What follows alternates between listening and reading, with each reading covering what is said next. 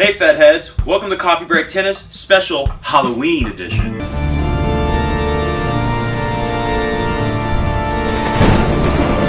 Unfortunately, we don't have a full show for you today, it's just a little quick sip. So in honor of Halloween, we're going to talk about a scary scenario. That scary Halloween scenario is in the title of the video, Will Roger ever be #1 in the world ever again? Of course, Roger has recently surrendered the #1 ranking for 2017 at least to Rafa Nadal, unless of course Rafa loses first round tomorrow in Paris and then doesn't win at all in the World Tour Finals. We'll see. I don't know, that's a lot. But I've always just kind of assumed that Roger will get there in 2018, and then a friend of mine the other day pointed out that that might be very, very difficult for Roger to do. So let's take a quick little look at the ATP rankings. Of course, Roger is only about 1,500 points away from Rafa, and Roger can make up all of that ground at the World Tour Finals. Of course, that would be assuming that Rafa wins 0 points. Not going to happen, most likely. But next year, there are so many points on the front end for Roger to defend. Roger has to defend at the Australian Open, 2,000 points. Roger has to defend at Indian Wells and Miami. That's another 2,000 points. So just before we get to the grass court season, and Mr. Goat has found something else to do.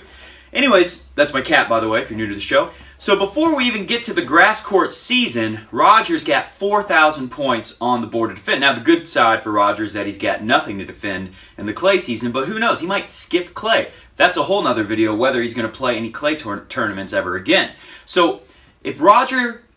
Let's say Roger has a horrible time and he loses first round at the Aussie Open and he loses first round at Indian Wells and then he says, this sucks, I'm skipping Miami. That would bring Roger down to 5,005 points. Meanwhile, Rafa, 10,000. Now the good news, Fed Heads, is that Roger would still be in front of, well, Andy Murray's third, 479. Of course, he's going to lose a bunch of points pretty soon, so he'll be way below that. But Alexander Zverev's got 4,400 points, so even if Roger won 0 matches at Indian Wells, Miami, and the Australian Open to start 2018, which I'm not saying that's going to happen, I don't think anyone thinks that's going to happen, Roger would still be #2 in the world. But he'd be pretty far away from Rafa. So that's assuming that Roger doesn't win the World Tour Finals. Let's say Roger wins the World Tour Finals and finishes at a nice crisp 10,500. Let's say Rafa picks up about 500 points. And he finishes at 11,000. So Roger and Rafa way out in front of the whole field. The closest person would be Alexander Zverev at 4,400, Marin Cilic at 4,100, Dominic Thiem 39, blah, blah, blah. You get the idea. Everyone's really far away.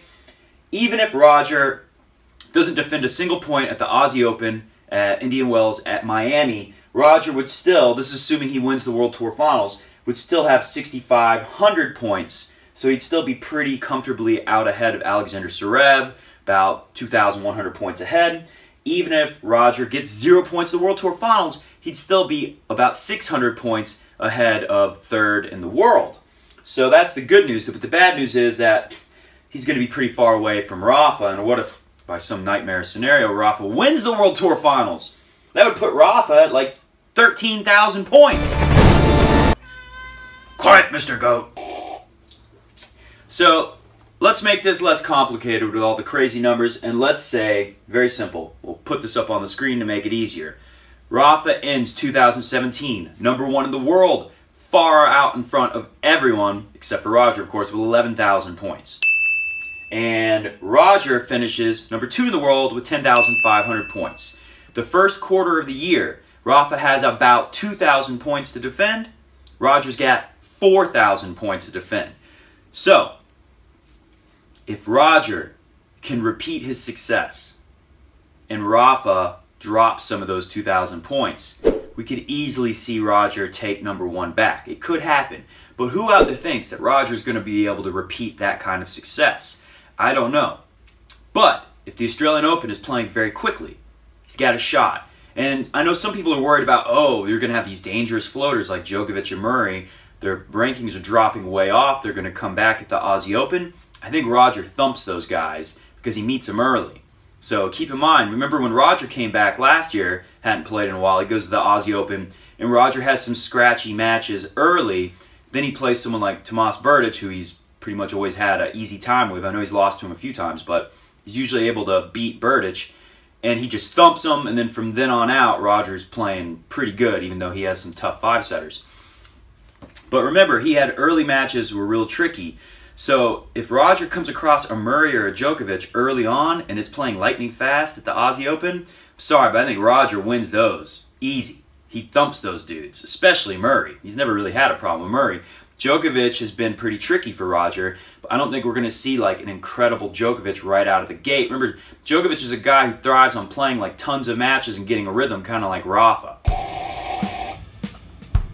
So I'm asking you guys out there, do you think Roger will get that #1 ranking back next year? Remember, there is one caveat, one caveat. 0 points to defend during the clay season. So if some nightmare scenario where Roger loses like all of his 4,000 points, he could pick up some points in the clay court season. Of course, then that ruins the whole let's get well rested during clay so that we win everything, including another Wimbledon during the grass court season. Something to think about. So comment below. Tell me the different scenarios that you guys see playing out. Who thinks that the Australian Open would actually be dumb enough to slow down their court? They gotta know over at the Aussie Open that Roger's the big draw. They gotta have the courts playing fast. They have to. Well, like I said, comment below. Let me know what you think is going to happen for the first quarter of next year. Is Roger gonna hang on to most of those 4,000 points? Will Rafa hang on to most of his 2,000 points? And this has been a Coffee Break Tennis. Quick sip!